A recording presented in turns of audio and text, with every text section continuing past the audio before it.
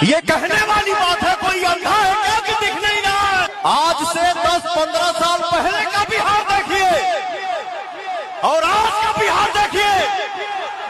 हाथ उठा के बताइए कि विकास हुआ है या नहीं।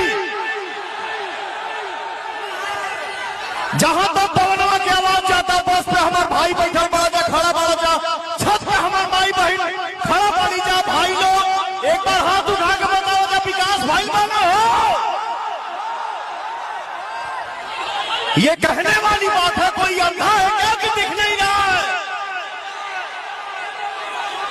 हम जिस रास्ते पर साइकिल नहीं चला पाते थे, आज 4 व्हीलर से जाते हैं।